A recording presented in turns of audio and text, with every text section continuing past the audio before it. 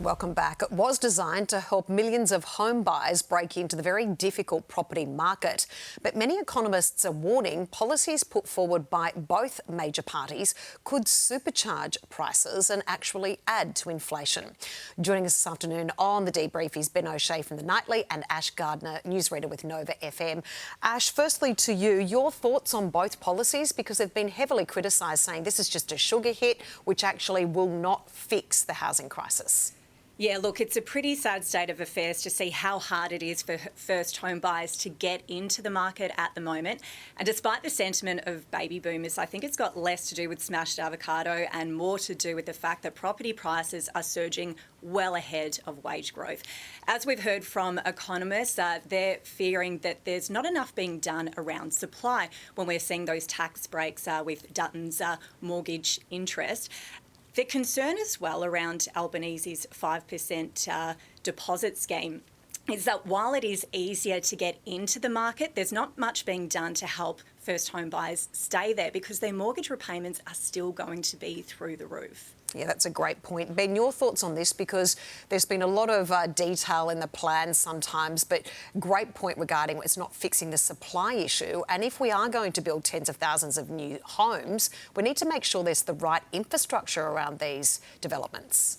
Yeah, well, the devil is always in the detail, Tash, and we don't have a lot of that right now. Just when you thought this election was going to be fought on tiny tax cuts and cheap petrol, both parties said, hold my beer last night. And good luck to any voter trying to get their head around what these individual policies mean for them. The Liberal Party is basically allowing first home buyers to negative gear their own houses. Labor is promising to build 100,000 houses with no real idea of where they will be, and who will be getting into them. So I think there's a lot of unknowns at the moment, and I think economists are right to question whether both of these policies will supercharge inflation and boost house prices. On the plus side, it's good the major parties are thinking outside the square, but there are some pretty scary things lurking outside that square as well. Let's turn to another serious problem with teachers and also numeracy skills among some teachers. There's a new plan to turn around the skills in the classroom. The Grattan Institute has actually called for the remedial retraining of some primary school teachers, with 1 in 12 trainees dropping out of maths themselves and struggling to teach lessons. Ash, we love our teachers, but there is a serious crisis, isn't there? Yeah, look, this is pretty concerning. If you're sending your kids off to school, you would want to have confidence that they have a solid knowledge of the subject matter. And look, while I think training is great, upskilling in any industry is a fantastic idea, I think we need to make sure that the knowledge base is there to begin with. And I think this comes down to really reshaping, the industry as a whole and treating it as one of the most sought-after industries that attracts the best and brightest minds from across the country. This would mean, though, improving and increasing, the ATAR results to get into the course, but also in turn improving the wages around it so it's in line with the likes of lawyers and doctors, again, making it one of the most sought after jobs and roles in the country. Ben, I think many of us that were homeschooling our children during COVID and the lockdowns valued teachers even more, but it seems we've forgotten those years. Teachers need to have this respect and they need to be valued as a profession. Yeah, that's right. We need to restore it to a prestigious profession, and paying them more is a big step towards that. You kind of have to put your money where your mouth is, I think. It can't just be rhetoric about teachers being important. You have to show them that they're important. My daughter is in Year 8 and her maths classes are all online based. She does modules that generate tests and then you get a mastery score. And I don't know if that is a reflection of teaching standards when it comes to maths. But I think one thing you can never forget when it comes to maths is that kids really don't like doing it. Even me as an adult, I could count on one hand the number of times I've used trigonometry in my adult life. Probably have 5 fingers left over, and there's some maths right there for you.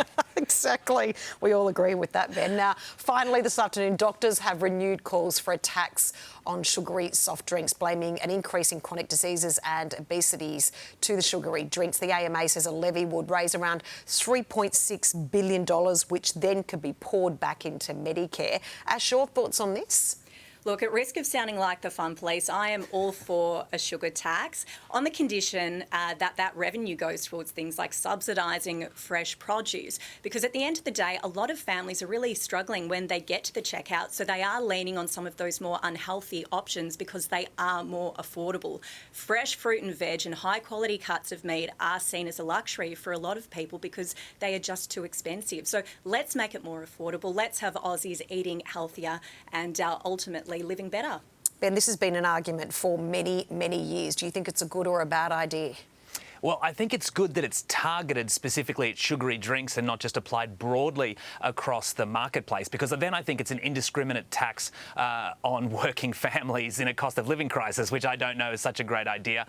But yeah, you know, sugary drinks are unnecessary calories. But I think it's important to note, what are we replacing them with? The Cancer Council doesn't really want people to swap to sugar-free drinks with artificial or even natural sweeteners. They might not be much better. The Cancer Council says drink water instead. Is that a realistic suggestion? I don't know. But I think, you know, sugar taxes on sugary drinks is not a bad place to start. Ash and Ben, appreciate your thoughts this afternoon. Thank you.